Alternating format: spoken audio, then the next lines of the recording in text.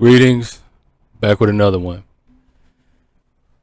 Um, man, I tell you, man, I'm very nostalgic when it comes to music in general, gaming, but one particular video game franchise, and I'm talking about Street Fighter. Back in the late '90s, early 2000s, well, late '90s in particular, Street Fighter 3, Second Impact, Street Fighter Third Strike.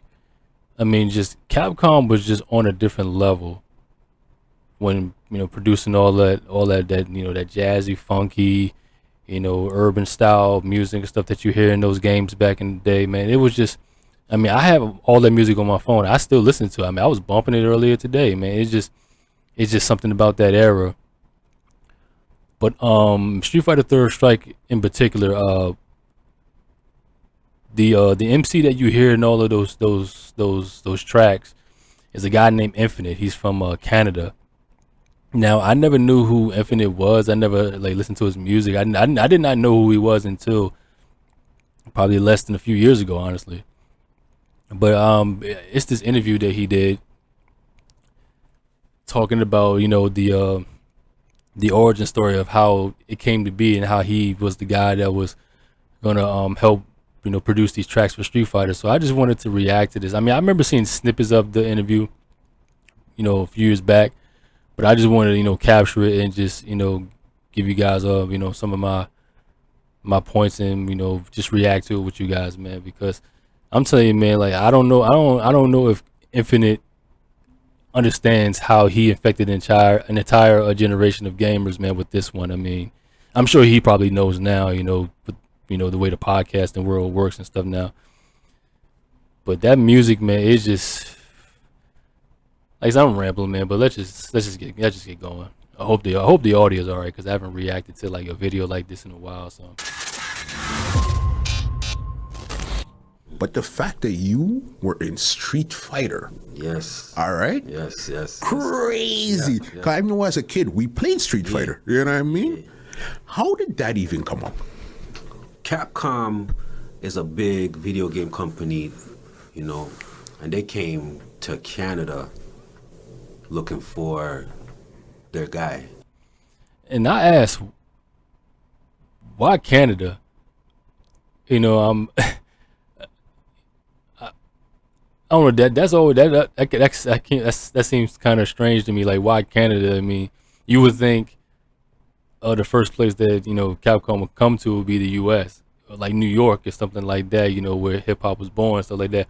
So I always find that kind of strange that you know going to Canada to find a guy. But I guess Capcom maybe had some some business ties in Canada at the time. Who knows? Because there are some gaming companies still to this day in Canada. So I don't know. Maybe they had a reason to go up there. But I just find that strange. They go to Canada and they overlook the U.S. so to speak. I guess we got enough already. But continue. They did an audition, and everybody was there. Everybody went to the audition. I seen everybody at the audition. When I say everybody, Yeah. everybody like Ghetto. I think Ghetto Concept was at the audition. Maestro was at the audition. Cardi was at the audition. Chaclair. See if I can clean this up a bit. Anybody you could think of at that time Yeah. was there. Sarkti, everybody. Mm-hmm. And I don't. I guess nobody was prepared. Well, everybody was prepared, but the beat that they Yeah, some of the people he was naming, I don't know any of those guys. I think Ghetto Consequence. I mean, his name sounds familiar, but I don't really know. These are probably Canadian guys. I'm not really big on MCs from Canada, so to speak. But put on for you to rap on, Yeah. you didn't know what it was gonna be. Okay. So it was some fast video game, doom, doom, doom, like some fast 100 and some tempo. So yeah, and that alone, man, that was impressive that he was able to. Because hip hop is heavy on percussion and stuff like that. So for him to come up with something and basically write and be on tempo with with those type of fast, type of upbeat tracks on that game, it was incredible how he was able to come up with it. I guess when it was my turn, you're not allowed in the room when anybody's up there auditioning. Yeah. when it's your turn, they call you in the room, and you just see them sitting at the table. You're on the stage, they have their pen. They put on the beat, and I was like, okay. Yeah. And then yo, it's an opportunity, bro. I wasn't gonna let that pass, bro. I rapped on that 100 and something beat. I rapped on that fast beat. Now he has a bit of an accent. He sounds like, you know, he maybe had like Jamaican roots and stuff like that. I don't know. I mean, you don't hear that on the tracks, but he sounds like he has like a bit of an accent. It's like I really can't make it out, but it's interesting. Yeah. And I stayed on it, bro. Like, Yeah. you know? And at the end of it, I think it was the next day or the later that day, they contacted us and said, yo, we want to use you guys. Yeah. Yeah. So I ended up doing the voices, like round 1. Fight. What? Yes. I thought it was just okay. Now that's even more cool because, you know, as you're playing the game and you hear the narration, you know, welcome to the battle, Street Fighter 3. Prepare for battle. You know, Infinte in battle, go for it. You know, you lose. You know, we'll wait for your return, warrior. Like I said, he did all of that stuff. So that's pretty dope, man. I mean, like, and I'm sure that was probably news to him, man, because I guess he thought he was just gonna do the tracks and be out. But it was nice that, you know, Capcom did that for him. So for him to have, you know, that input of not just making the music or, you know, being the vocals on the music and stuff like that, but actually doing the narration for the game, that's actually pretty sweet. Yeah, I have a song and stuff. The crazy thing, they told me on a Sunday that you have studio tomorrow. Like, we're gonna go to studio. We want you to record 3 songs. Yeah. That wasn't even written yet. So I'm like, Yeah. how am I gonna do this? Yeah. It's either I just say, oh, I can't do it. I don't have 3 songs. Yeah. Opportunity gone. Or I start writing these 3 songs right now. Yeah. So I said, okay, yeah, we'll be there. And I wrote 3 songs. I never did that before. 3 songs in less than 24 hours, son. Wrote 3 tracks. Yeah. Yeah. And this was for Street Fighter. This is for That's an artist for you. I mean, that's just determination. I mean, just like you said, when you got an opportunity like this, you know, you can't pass it up. So, I mean, mad respect for that one. What do you say? 3 tracks, less than 24 hours. I mean, what else can you call that, man? Just determination, man, and will, man. Street Fighter 3. And so when you're picking your character, Yeah. you hear a song in the menu, you hear me rapping. When the game's over, you hear me rapping. And then the theme song, that was my favorite one, the Yeah. one that they used for the main anthem.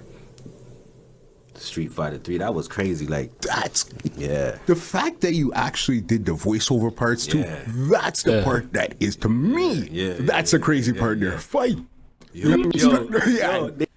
And of course, the you know, speaker wants to go crazy. Like I said, this stuff always happens when I'm recording. It never does it. Well, sometimes it does, but get back into this real quick. It always, like I said, it always does this when I'm recording. All right, back. They That's gave the me, crazy they gave me pages. Yeah. I must have said something 450 words or phrases like KO, you lose, or like, you know what I mean? Yeah. Things that you would hear in video games. So That's pretty. that was That's an cool, experience, man. That was That's an experience, crazy. man. There. And why did they choose to come to Canada to look for Yeah. artists, opposed to if are they an American company or are they a Japanese company? Japanese. Yeah. Yes. So they decided, let's try Canada. Yeah, like, I mean, Japanese to the point. It's where they unusual, weren't even it talking is. English. They had a translator come in and did like that guy. You know what I mean? Yeah. This pod. Yeah, the language barrier must have been crazy too, but man, that is fascinating, man. Like I said, I never knew who Infinite was. I never knew it, and it's a lot of you know, Japanese production and stuff like that. For example, some of you may know who the late great Nujabes was, Seba Jun, who was you know, producer. from Japan, and he kind of pioneered the genre that they call lofi.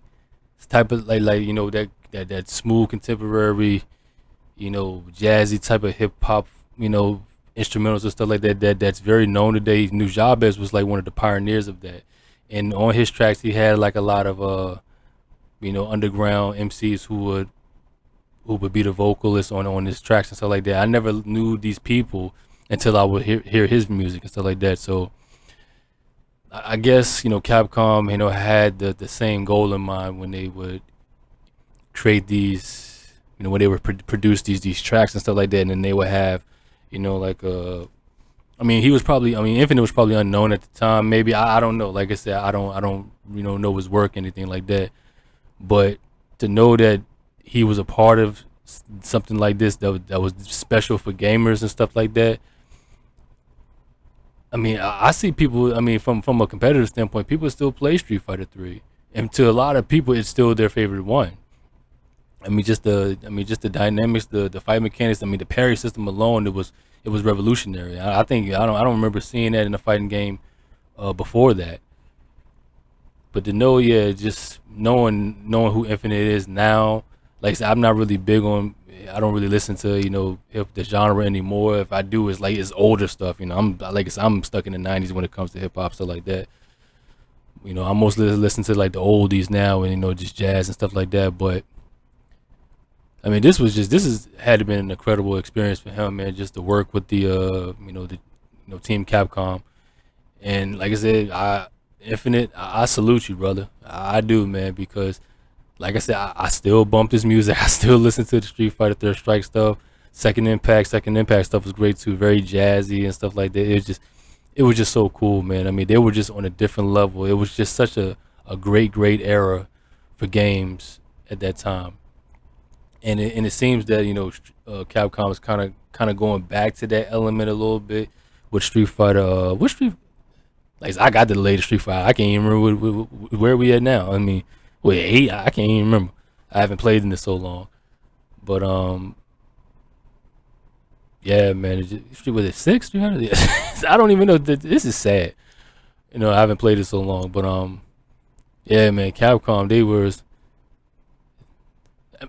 And the crazy thing, like, regardless of where they went, if they went to like Canada or if they went to the UK or here in America, it honestly doesn't matter, because now I can't envision anybody else, rapping on those tracks other than Infinite now. When you hear it, you can't. I can't expect anybody else. So, as far as I'm concerned, this brother is cemented in gaming history for his contribution to working with Capcom on this, man. It just and I think that's probably why other than the fight mechanics and the gameplay of Street Fighter 3 and Second Impact, I think a lot of people love it also because of the music and stuff like that. And that's how I feel about the Streets of Rage series too, man. Like with Yuzo Koshiro, what he did with Streets of Rage and stuff like that. When gameplay is key. It's king, right? It's top. That's the most important thing. But when you have a great soundtrack to go with it, man, it just amps up your experience, man, and it keeps wanting you come back for more, man. The replayability is enhanced when you have great gameplay and a great soundtrack to go with it. Yeah. So yeah, you guys, I just wanted to react to this, man, because like I said, I never knew Infinite. I never knew who he was just a couple of years ago, man. But hey, man, thank you Infinite, thank you Capcom. But yeah, man, 31 cents added, another one for the archives. It's your brother Bleak signing out. Until next time, you guys. Us.